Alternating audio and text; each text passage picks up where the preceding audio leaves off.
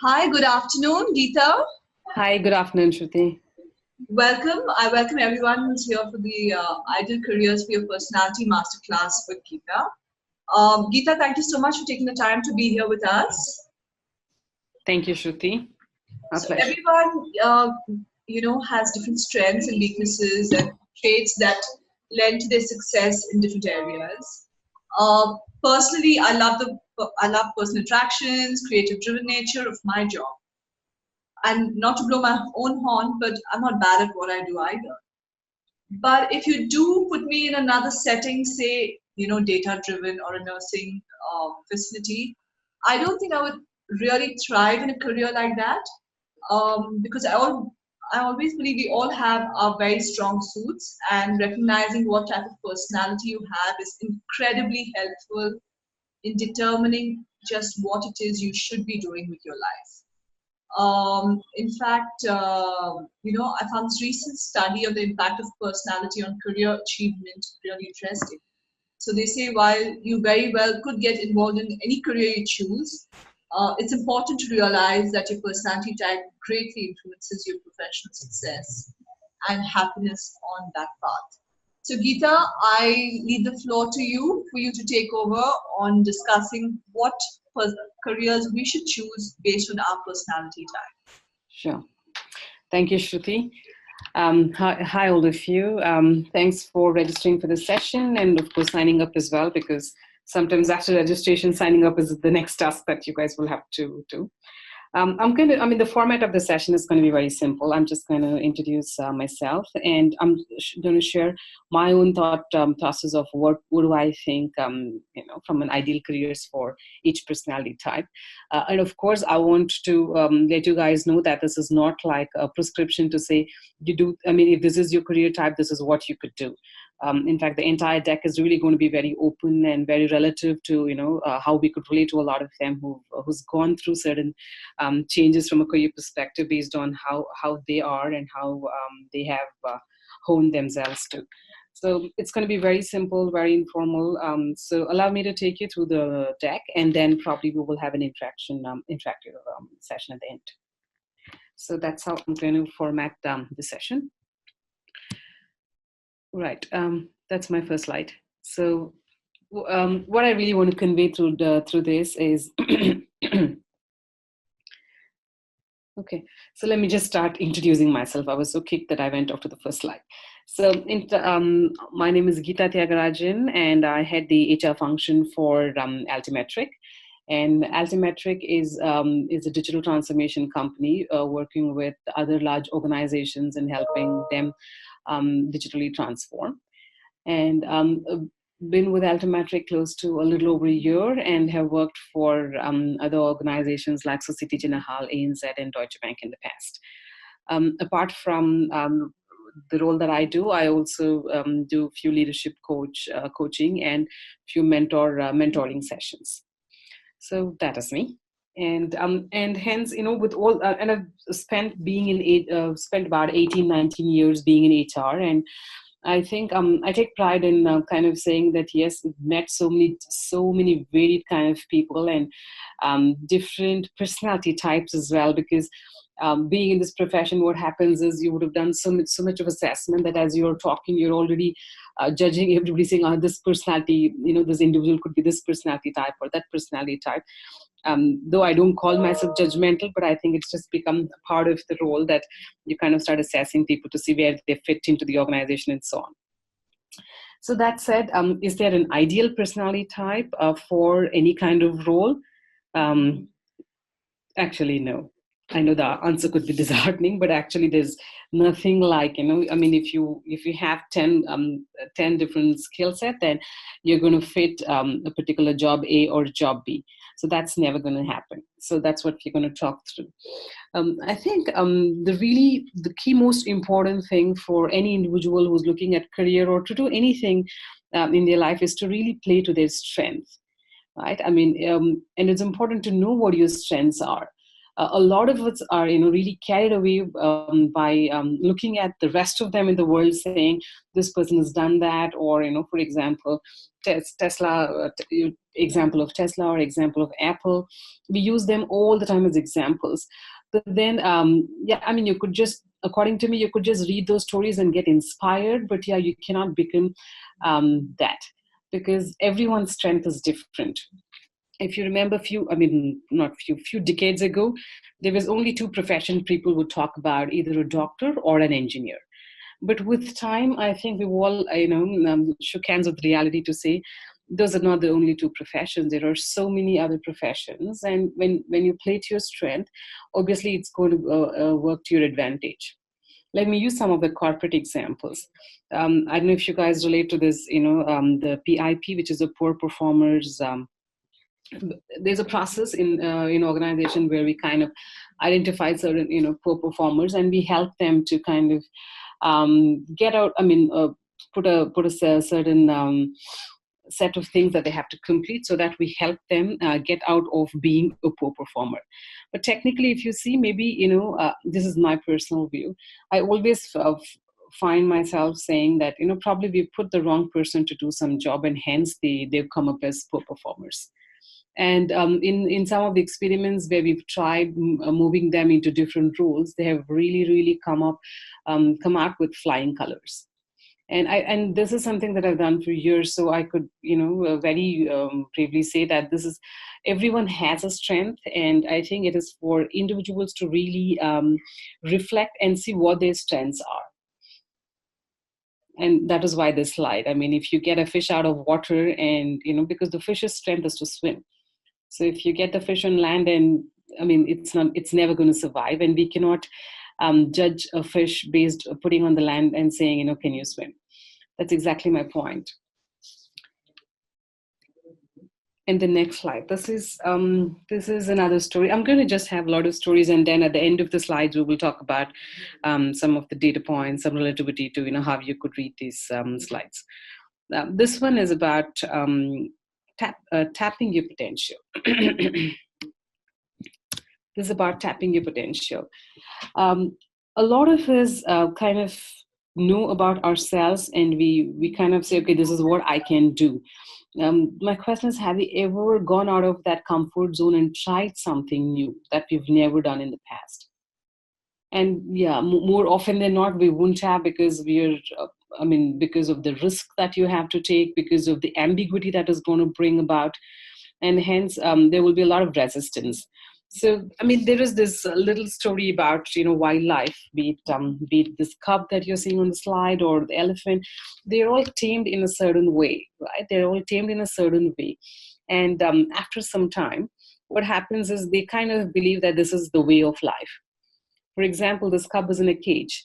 So and this is a real story indeed. The cub is in a cage, and after a few years, as the cub was growing into a lioness, they kind of took off the cage. But the cub would not go out of the cage, and she would just walk within that cage, within the space, within the place where there was a cage.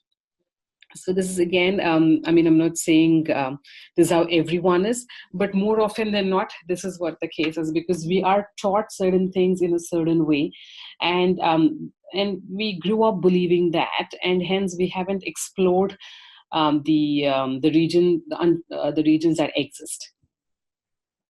So in fact, within the corporate, the story is, a lot of organizations, as they grow larger, they kind of have careers for every vertical based on that vertical. In fact, even today, I think across the board, that's how it is, right? And when they're hiring, they look for people saying the person should have spent so much time in a certain skill set, and so on and so forth. And we are really trying to stereotype some of those roles, and hence also look at matching some of the profiles. And of course, we find people and so on. But if you actually see, there are a lot of them who has the potential, but was never shown the mirror to say, probably this is, these are things that you could try. So there was a little experiment that was done, I think in Japan. Yeah, there was a little experiment that was done in Japan. And they had, the profiles of really all the achievers. they had the profiles of all the achievers, and I mean, like the known names, like Alibaba and so on. So they had some of the 6 to 7 resumes. I'm unable to remember who, but I definitely know the storyline, which the messaging there was. These were like really, really high profile, extremely done well in business kind of profiles, was given to a set of professor in a university, and they were asked to assess these profiles. And these guys assessed the profiles and said, oh, okay, I mean, from the academics, the guy didn't even cross his eighth, the other guy didn't even go to university, and so on. And finally, yeah, so pretty much all the 5 resumes were knocked off, saying, I don't think these are relative profiles. But then later, because this was a study which was really done to, kind of say how we all have an unconscious bias. And then later, when they really looked at the names of each of the profiles, it was very surprising, because one of them was Mark Zuckerberg. The other one was the guy who owns Virgin, the Virgin Fleet. So yeah, so these are stories. So again, this is a reflection of how a lot of them are, having this bias about how a profile is supposed to be. And hence it becomes even more important for people who are in the active market to kind of have creative ways of knowing about themselves, and also being able to relate to the kind of jobs that's available. And yeah, so that's like, this is more about how many people have really reflected about themselves, a self-assessment, being really critical about ourselves, saying, okay, this is my strength, probably this is my weakness. In fact, even if there was like a random question asked, can you tell me about your strength, people would immediately say, okay, these are my strengths. But how many people will really say in that pace as to what are your developmental opportunities? And that is very rare, and I think that is human mind, right? Because we look at the positives. When it comes to oneself, it's only the positives. Very rarely you would really call upon yourself saying that I'm not efficient for a particular job or so on. And analyzing your strengths and weaknesses, that is key. So there are various tools that's available in the market. There are various tools available in the market, and as simple as the SWOT analysis. I think this is something I recommend to all my team members, or even when we're having career discussions. As simple as a SWOT, just for you to know what are your strengths and what are the weaknesses or developmental areas that you have, and accepting feedback. I think whenever there's a discussion where someone gives a feedback, immediately that person, and especially if the feedback is something that you don't like, I think it's not just about not liking the feedback, we also stop liking that individual. Having the subjectivity, the objectivity of why we're having the discussion becomes key. And if you really reflect after the session, probably if you really take that 10 minutes, to reflect on what are your strengths and who's giving you feedback. And maybe sometimes you won't have even heard because that's the feedback you didn't want to hear. Because the mind really operates in a way that it will only pick up the feedback or the comments or anything the mind is looking for. Something that you're not looking for, when it comes your way, you're not ready to accept it. And again, I'm not saying all of you, I'm saying in general, that is how it is. And I mean, and it is a human trait. So we just can't, kind of blame this on anybody. But I think there comes an opportunity for us to reflect and say, all right, this is a critic, but then it is okay. I'll try and change, or I will see what I can do about it, because certain things you can change, certain things you can't change. I'm never going to be someone who will impose things saying, okay, here's the feedback, you have to definitely work on this to become this.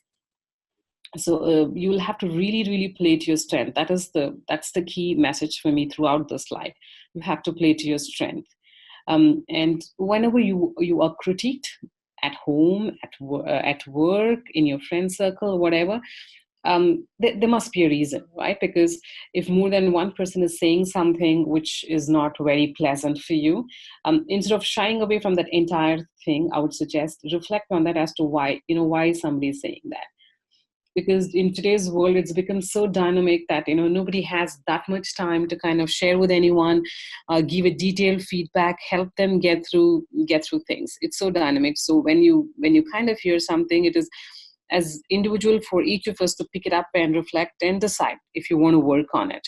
I mean, my personal style is when I get feedback, I reflect on it. And then if I think it is, something which I kind of, at least within myself, I feel like, yes, maybe this is something which is important and I should change, I immediately pick up, I'll try and do whatever I can to change. And there are there's some feedbacks which I can't even relate to. In that case, I mean, of course, I'll listen to it, but I'm not going to work on it. Yeah, don't call me rude here, but I'm just saying that's my style, and everybody has their own style of how you operate, right? Because but knowing what is how you're perceived is extremely important, because in today's world, perception is what makes the individual's social figure. I don't know if you guys have watched Ratatouille movie. So if you remember this character, he was the Antonigo who used to critique the food all the time. Right. So how do I know my personality type? Is there a mantra? Actually, no. There are multiple ways how you can reflect and kind of know about yourself. If you can, I mean, if you really want to do this exercise, if it was a workshop, I would have taken half a day to just do this one slide. But I'm just going to, kind of say how I would have done this, and probably in your free time, you could try doing this. It's going to help. What do you know about yourself? Because I think as individuals, we know, we only know the positive side of ourselves a lot. So if you could kind of, put a lot of things about yourself from the time you started your academics, your school, anything that you remember about you, your successes, the points in life that you thought you could have done better. If you could put all of that, that frames who you are. And sometimes when you put that on a board or, write it somewhere and look at it, I think that's a great reflection about oneself. And it's important, if you're really wanting to know about your personality type, the first exercise you should do is this. What do you know about yourself without anybody influencing as to who you are? What's your belief about yourself? And I'm sure, it runs into pages. I'm sure when you start, it's going to be a struggle, because I've done this exercise with a group.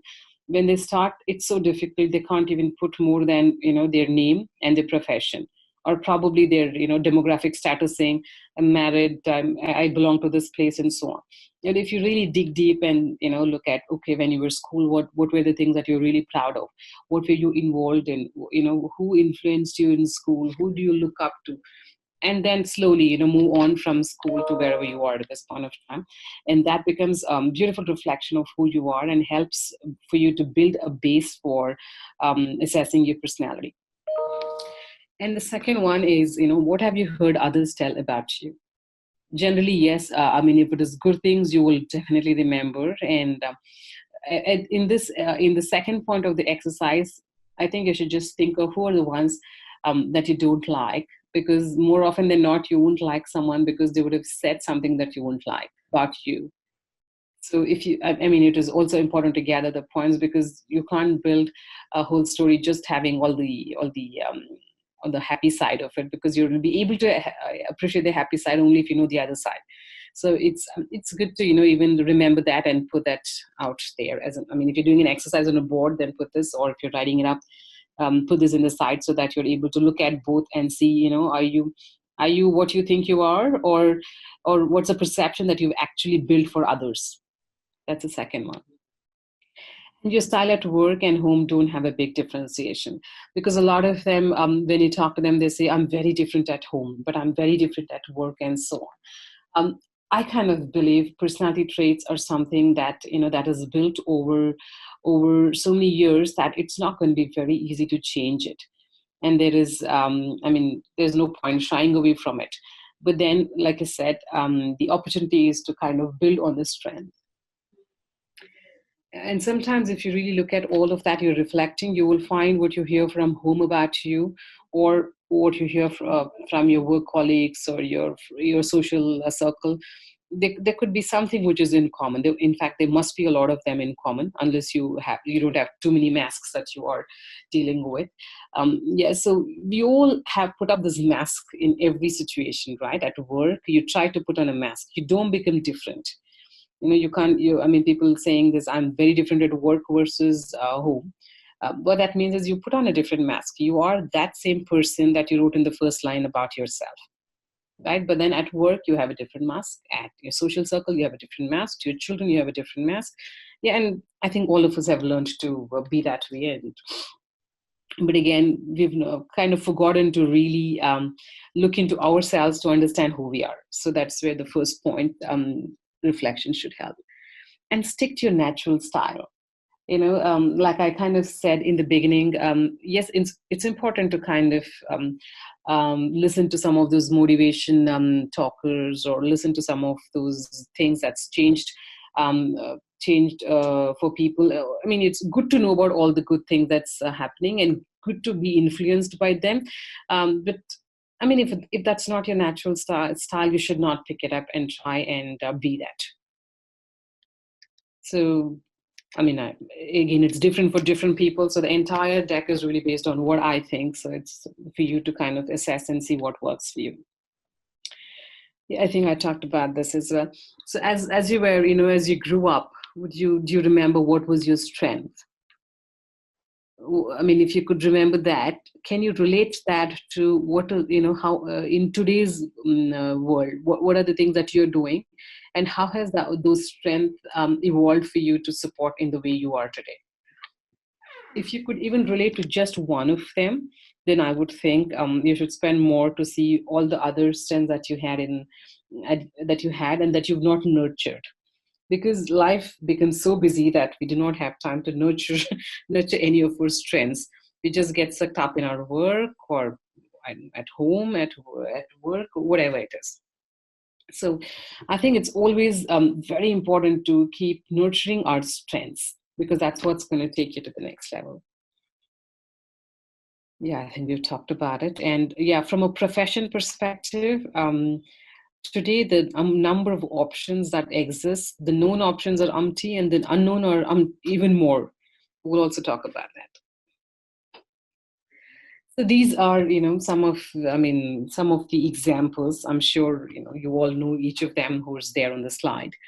So the first person, of course, is Walt Disney. And I don't know if you remember his story. He was actually fired for lack of imagination, and he was said that he had no good ideas, and his business went bankrupt. And you even relate to that sentence versus what he is today. Yes, why I'm telling this is, again, I don't want to sound like a motivation speaker or something. Why I'm telling that is, you will hear a lot of things from everyone else, but then it is for you as an individual to really assess who you are. Because if you have that gut saying, okay, this is my strength, this is what I'm going to play by, then there's no stopping. And I think Oprah Winfrey is, again, all the names all the pictures that's there on the slide is something that I need not even talk about. And Oprah Winfrey, if you kind of remember the past, or heard about her, or read about her, she lived in extreme poverty and was sexually abused from the age of 9, and was even fired from the first job for, they said that she was unfit for television job. But today she's made such a mark that there's so many people who want to be Oprah Winfrey. And some of her videos that you would find on YouTube are very, very motivational. And I don't know if you, the red jacket lady, I don't know if you have seen that. There was, recently a lot of these videos went viral. And she is, her name is Muniba Mazari, and she's from Pakistan.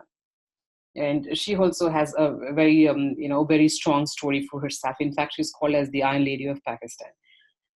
Got married when she was 18, met with an accident, and pretty much, her entire life was shattered. And the doctor kept coming and saying her that, you can't do this, you can't paint, you can't do this, you can't have a child.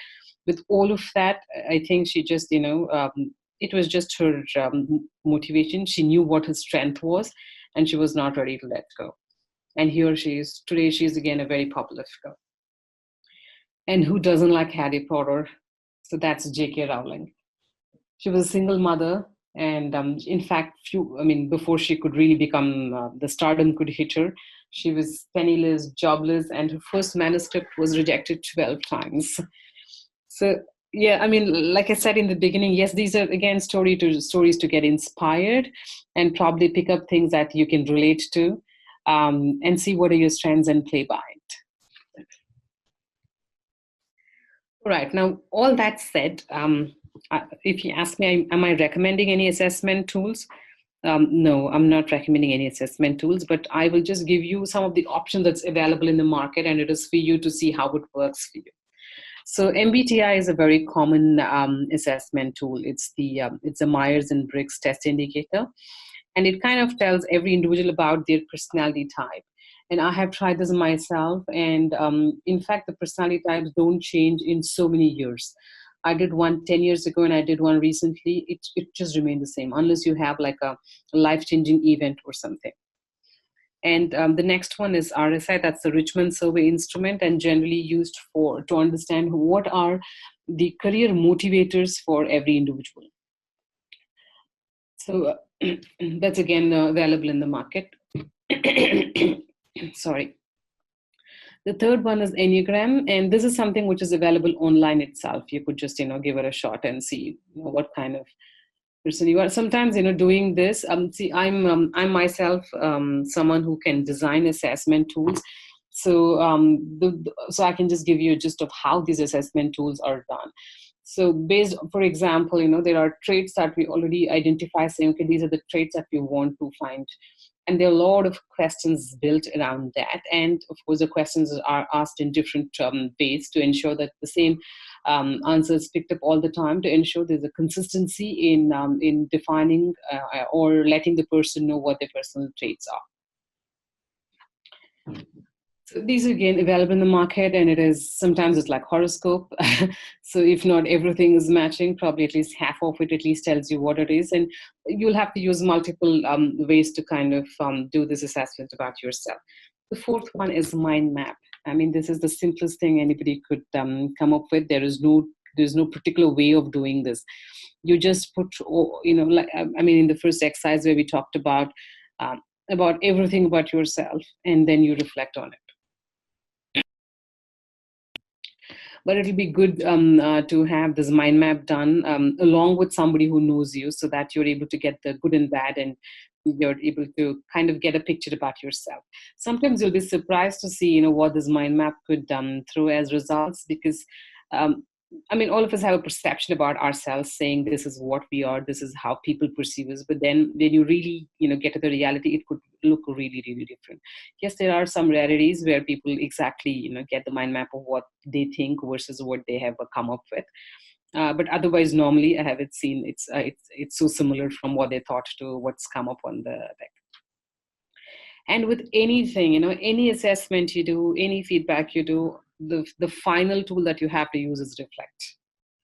Because when you reflect, you're able to get more examples, you're able to relate to, you're able to see how many, the consistency of the message that has been, told in all the assessment tools. And I would always think you as an individual will be the right person to assess for yourself than anybody else kind of telling you that this is what it is. That's again a bit of recommendations on the tools that I had. And find, if possible, it's really important to have a good coach or a mentor. Because having a coach or a mentor, if you look at them, their agenda is never to overpower their coachee or their mentee. Their agenda is always to ensure that their coachee or mentee is able to find more value in themselves than anybody else. So it helps them to identify their own potential. It's important to have, it's again a choice. Some people have, some don't have, but a lot of them who've really done very well in their career always has, at least a couple of them as mentors or coach. Again, you got to select the right mentor or coach, because, there are a lot of options. There are some of them are extremely commercial, some of them are extremely genuine. it's for you to assess. It's like, I mean, anything that you buy, you're going to test what works for you. So that's the due diligence that you will have to do definitely when you're identifying a coach or mentor for yourself. By having a good coach or a mentor, it's going to really, enable you to understand your own thought process. And it allows you to, kind of bound. I mean, you have a coach or a mentor as a bouncing board when you're making decisions or when you're reflecting on something and so on. But you must know that a coach is definitely not someone who is an expert in your subject, whereas a mentor is. A mentor generally is someone who is very good in a subject that you want to be mentored at. A coach is somebody who will, kind of be your guiding, if I can say guiding angel, but then helps you to make the right decisions, will keep probing you, because in any other environment, you're not going to allow people to ask you so many questions in order to put you down or put you up. But with a coach, it is an agreed environment where you're going to allow yourself to be vulnerable so that you're able to make the most out of that session. So again, there's an option, but it's really good to have somebody like that.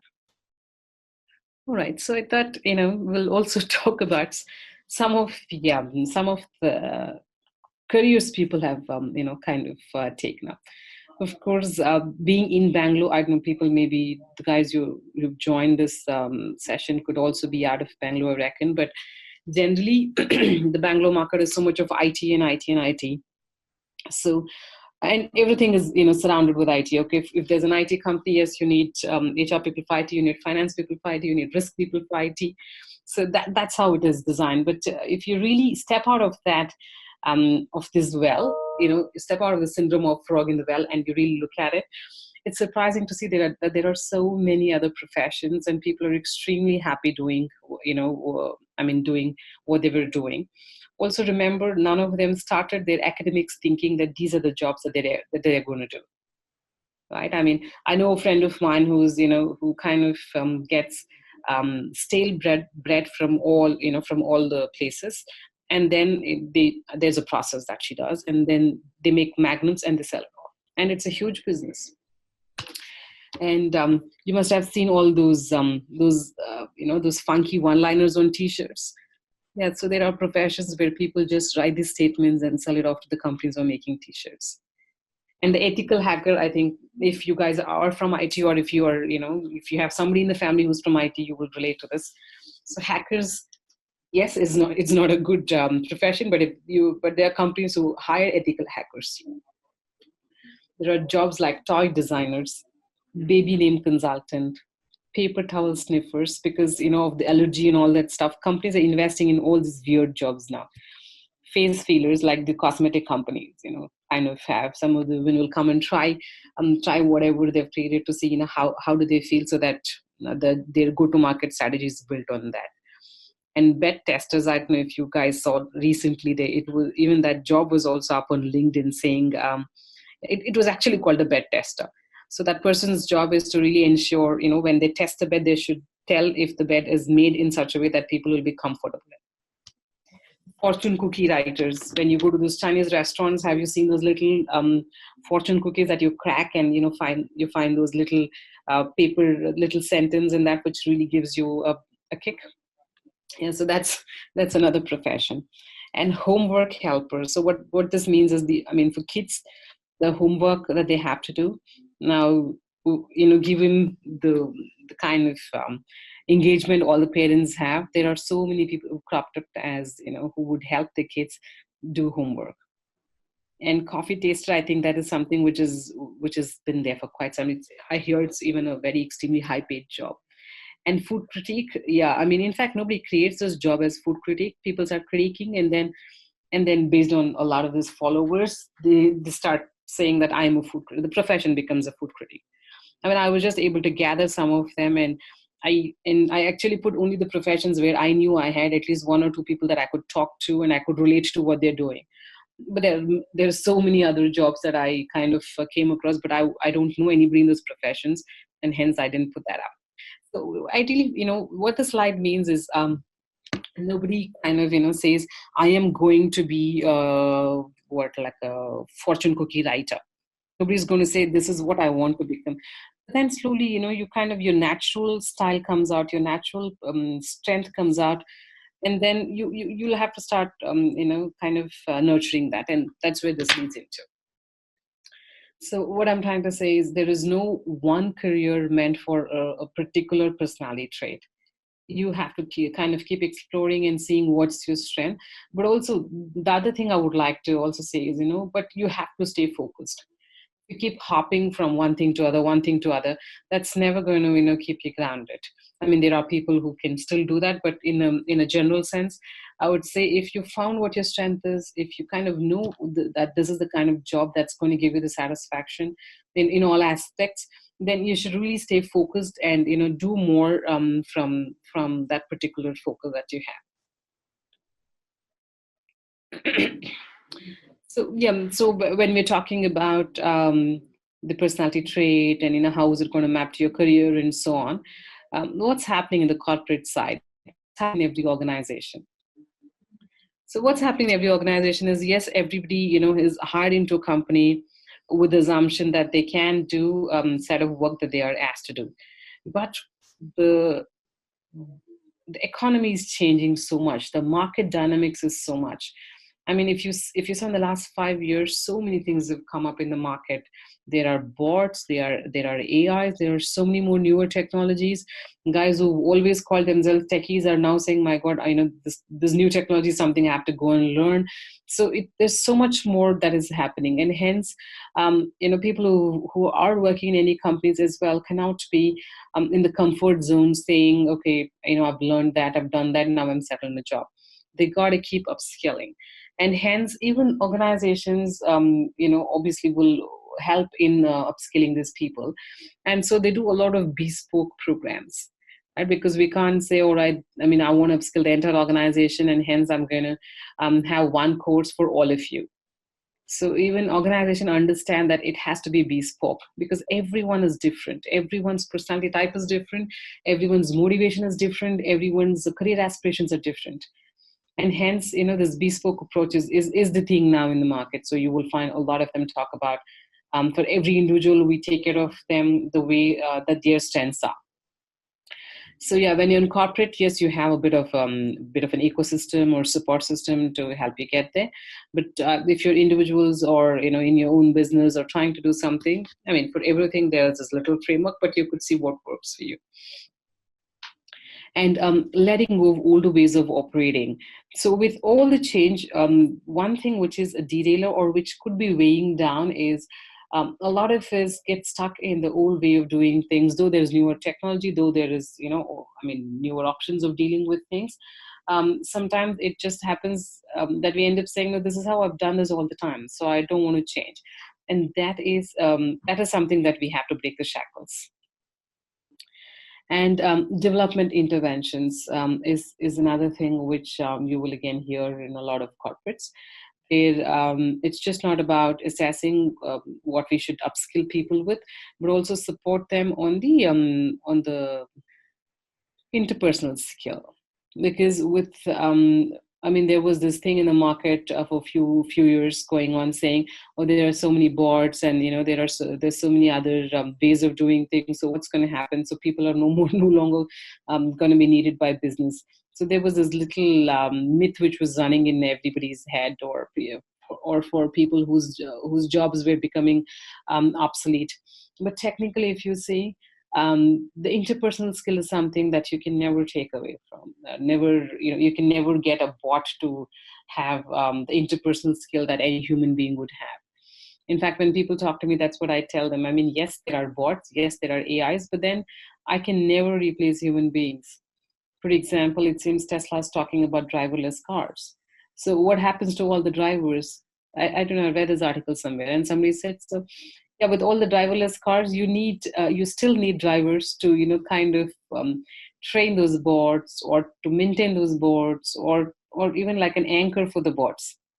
So as jobs are becoming obsolete, as the base level, the non-intelligent jobs are becoming obsolete, there are much more intelligent jobs that are being created. So personally, I feel, with all this intervention of technology and all of this, it is really good because it's really putting everybody in a better pedestal. everyone's doing better jobs. I mean, it's no longer you're not never going to have small jobs. Everybody is going to be doing better jobs. And what I also understand from some of the surveys is people are going to have job tours. What that means is nobody's going to stick to one place saying I will do only this kind of job. Based on this trend, they're just going to try multiple jobs, and they're going to be touring. When I say touring, it's the job tour. Multiple jobs is what they're going to be doing. I really find that interesting. I don't know when we'll get there, but I really find that interesting. Right, we're almost at the end of the slide. Yeah, one thing, again, I don't want to sound preachy, but it's very important to be relevant in the market condition, right? I mean, you can't say this is how I do and I'm not going to be bothered about what's happening around me. Then the individual themselves become obsolete. It's important to be, knowing about what's happening around you. And that's where I say be relevant. If you're in technology, then yeah, you should be attending tech talks. You should be knowing what's happening in the technology. Only then you'll be able to connect the dots. And if you're non-technology as well, look at the forums, look at communities which are talking about the next level development in those areas. And yeah, don't stop learning. In fact, I've been thinking, if given an opportunity, I would want to learn coding, because I'm seeing so much of hues and cries for people who are in the technology world. And never stop yourself from trying new things, because for the fear of failing, a lot of them don't try new things. But I think you should create a safe environment to try new things and explore. That is when you really are able to tap your potential. That said, yep, so that is all I had with my slides. To conclude, of course, really didn't want to be preachy. I just wanted to, relate to all the other happenings across, and kind of give my view of what I thought, how careers can be matched for each personality types. So that is Thank you so much, Geetha. That was fantastic. I learned quite a few things from there. I would have loved to be, I love to on fortune cookie slogan writer. I mean, how cool is that? Isn't it? Yes, very. Thank you. Geetha, I have a few questions for you. Sure. Is it true in your experience that your personality type and corresponding preferences can make it easier to work in some occupations and harder to work in others?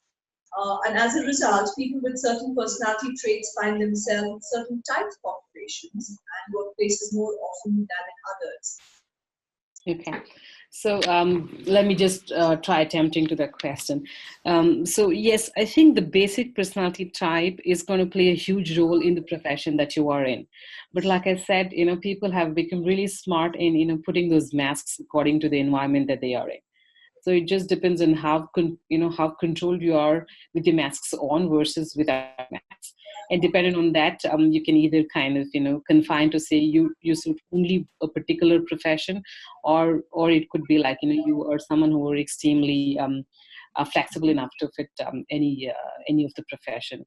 In fact, MBTI, if you've done any of the assessments in MBTI, you will find that MBTI kind of says if you are a particular trait. For example, if you're an ENTJ, then you will be in management, or you could be good in management, something like that. It's quite interesting. But then, yeah, it's always, like I said, you look at it and reflect as to how close it is to you as an individual. Thank you.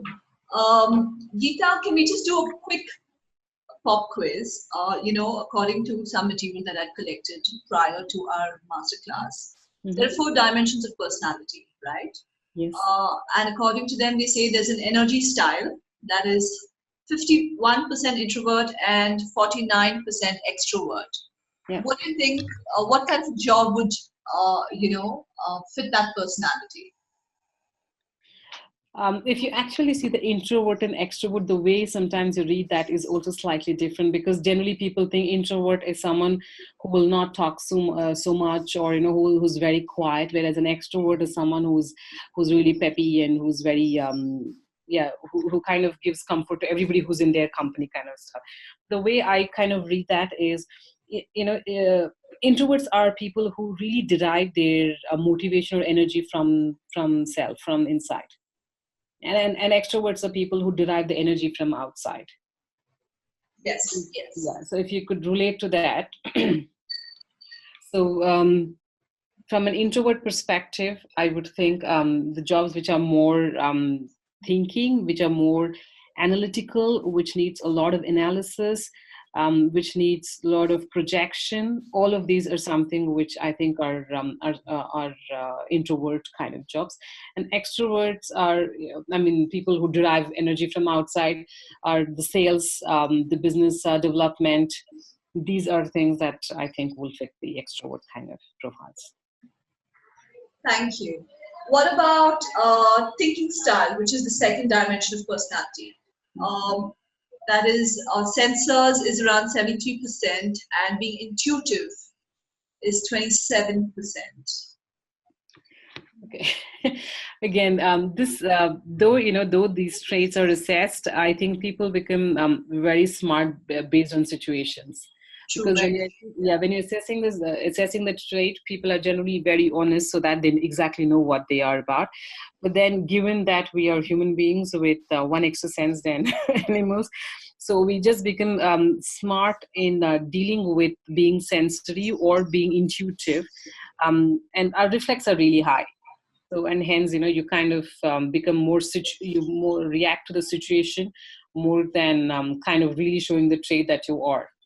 And hence, if you see, though you're giving a higher score to the sensory, according to the survey that you've did, I think it really depends on every individual, because all of them have both, but they kind of demonstrate this based on the situation that they are in, which matches best. Thank you. Thanks, Geetha. So I'm going to end this masterclass with a few, a few nuggets with our audience. Sure. So they say pragmatists, they enjoy using logical systems to generate results.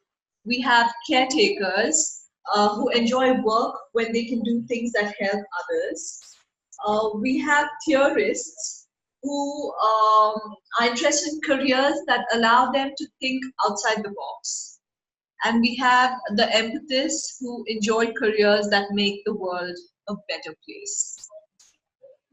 Geetha, thank you so much for taking the time to be with us today. Sure. Thank you so much, Shruti. And thank you very much. I truly, truly appreciate this. And I'm sure our viewers do too. Thank you, all the participants, for bearing with me for so long. Thanks. Goodbye. Have a good weekend. All of you too. Thank you.